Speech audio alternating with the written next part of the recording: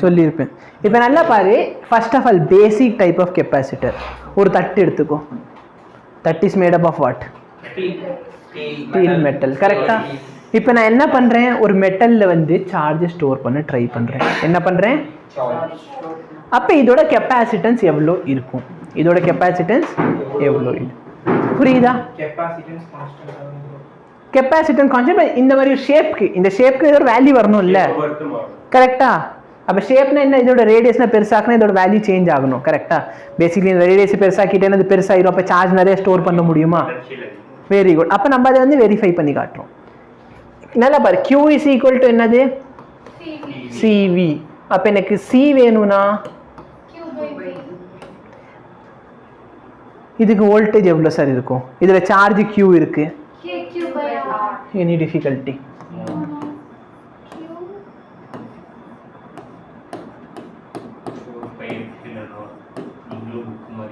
Any difficulty?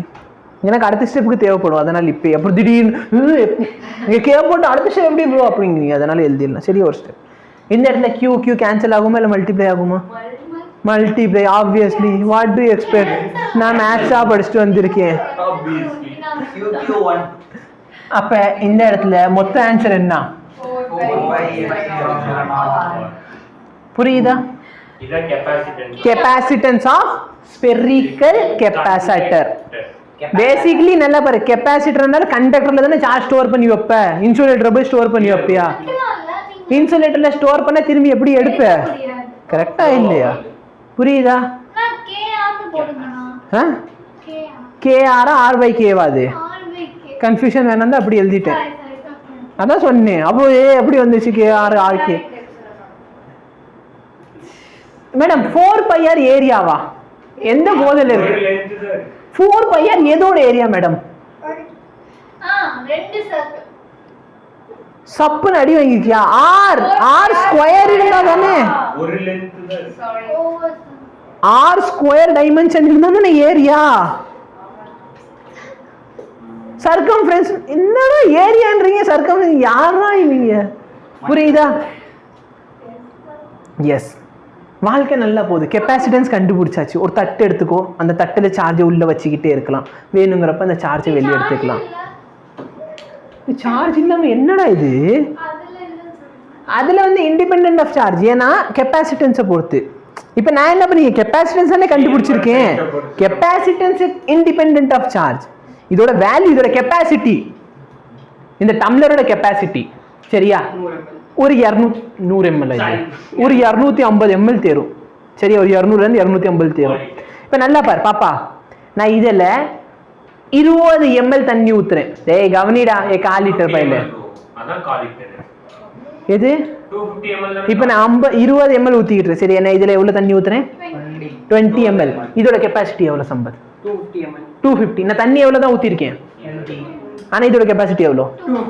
நான் 50 ml தண்ணி ஊற்றுறேன். இதோட கெப்பாசிட்டி எவ்வளோ?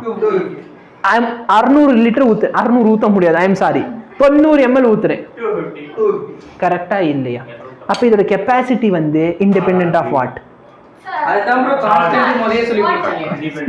இருந்தாலும் கேட்கற இதுல சார்ஜே இல்லையா அப்படின்னா என்ன பண்ணுங்க? இப்ப என்ன நீங்க சரி ரிஃபாத் அறிவுக்கு அது யாருக்குமே சந்தேகமே இல்லை.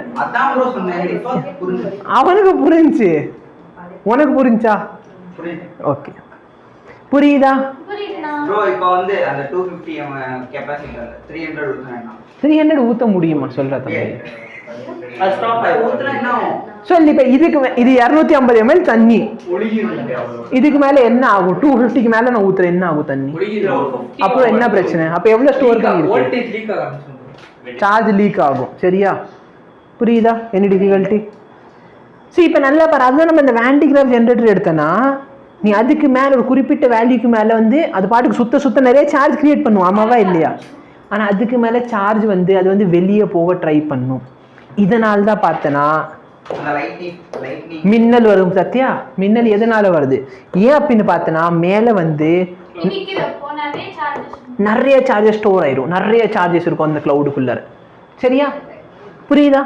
இப்போ ஒரு குறிப்பிட்ட நேரத்துக்கு அப்புறம் பார்த்தனா அது தப்பிச்சு போக அதுக்கு ஆசை, தப்பிச்சு போக அதுக்கு ஆசை.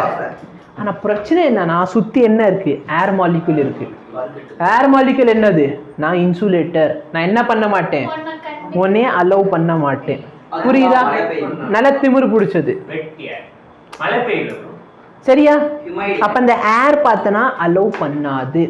ஏர் என்ன பண்ணாது, அலோவ் பண்ணாது. ஆனால் இவனோட வோல்டேஜ் ரொம்ப அதிகமாக இருக்கும். அந்த ஏரை வந்து இது பிரித்து போட்டு அதை வழியா கண்டக்ட் பண்ணி கீழே வரும். புரியுதா? ஒரு இன்சுலேட்டரை பேசிக்காக என்னவா மாற்றிடும். பேசிக்கலி பார்த்தேன்னா நான் படிக்க மாட்டேன். அதே அம்மா 2 சப்புன்னு அடி விழுந்தானா அங்கே போய் உட்காந்து படிக்க ஆரம்பிச்சிருவா. பார்த்தியா? அதே தான் இங்கேயும். சரியா? பேசிக்கலி அவன் என்ன பண்ணுவான், நான் இன்சுலேட்டர், நான்லாம் உன்னை அலோவ் பண்ண மாட்டேன். அவன் என்கிட்ட இவ்வளோ வோல்ட் இருக்கு, அடிச்சுன்னா செத்துருவேன்னா நீங்கள் உள்ளே போயிடுங்க. புரியுதா? சரியா? ஓகே, போதும். இப்போ நல்லா பாரு, வாழ்க்கை நல்லா போச்சா இல்லையா? கெப்பாசிட்டர் நம்ம ரெடி பண்ணியாச்சு, எந்த பிரச்சனையும் வேணாம். Capacitor is ready. இப்போ எனக்கு ஒரு ஆசை, எனக்கு ஒரு 1 ஃபேரடாவது கெப்பாசிட்டர் வேணும். கரெக்டா இல்லையா? எவ்வளோ கெப்பாசிட்டர் வேணும்? கெப்பாசிட்டரோட யூனிட் ஃபேரட் தானடா. 4πr என்ன யூனிட் சார்? 4πr. நான் பிசிக்ஸ்ல படிக்கல. Epsilon is dimensionless, unitless. அப்புறம் என்ன, எப்சிலானுக்கு யூனிட் இருக்கா இல்லையா? என்னதான்டா படிச்சு வந்தீங்க ஃபர்ஸ்ட் லெசன்ல? இப்போ நல்லா பண்ண 1 ஃபேரட் கெப்பாசிட்டர் செய்யணும்னு ஆசைப்படுறேன். சரியா? செய்யணும்னு ஆசைப்படுறேன். இப்போ வரும் பாரு, ஆன்சர் வரப்ப தெரியும் எனக்கு. சரியா? இப்போ நல்லா பாரு, எனக்கு எவ்வளவு ஃபேரட் கெப்பாசிட்டர் வேணும்? 1 ஃபேரட் வேணும். 4π எப்சிலன் நாட் பார்த்தோன்னு ஒரு கான்செப்ட். எனக்கு ரேடியஸ் எவ்வளோ பெரிய, ஏன்னா நான் போய் கடையில் போய் வாங்கணும்ல, ஒரு மெட்டல் ஷீட் வாங்கிட்டு அதை அறுத்துட்டு எவ்வளோ செய்ய போகிறேன், 1 ஃபேரட் கெப்பாசிட்டர் செஞ்சு வச்சுக்குவேன். புரியுதா? இப்போ பாரு, எனக்கு ரேடியஸ் வேணும். ரேடியஸ் என்ன ஆயிரும்னா c/4π. கரெக்டா? c எவ்வளோ வேணும்? 1/4π எப்சிலன் நாட் வேல்யூ என்ன? எவ்வளோ? 9.9 மீட்டர். இல்ல கிலோமீட்டர்ல சொல்லுங்க. சரி, கிலோமீட்டர். 9 × 10⁶. Just give. ஓகேவா? அது வந்து சம்பத்துக்கு இப்போ டவுட். Just for comparison. சரியா? இது பார்த்தா எவ்வளோ அப்படின்னு பார்த்தேன்னா 1 2 3 4 5 6 கிலோமீட்டர். கரெக்டா போட்டிருக்கேனா? கரெக்டா தானே போட்டிருக்கேன். 10⁶. ஓகே, நல்லா பாரு சம்பத். ரேடியஸ் ஆஃப் எர்த் பார்த்தேன்னா 6400 கிலோமீட்டர்.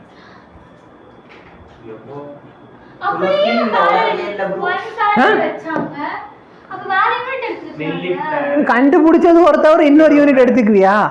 புரியுது? அதான் நான் ஃபர்ஸ்டே சொன்னேன், 1 farad is a huge unit. அவ்வளோ பெரிய யூனிட் எனக்கு வேணும்னு சொல்றான். சாத்தியமே. புரியுது? எங்க பாரு, அப்ப எர்த்தை விட, ஆமாவா இல்லையா, நல்ல ஒரு பெரிய கத்தி மாதிரி எடுத்து இப்படியே ஒரு ரேடியஸ் போடணும். அப்புறம் ஒரு சர்க்கிள் எவ்வளவு பெருசா வரும்.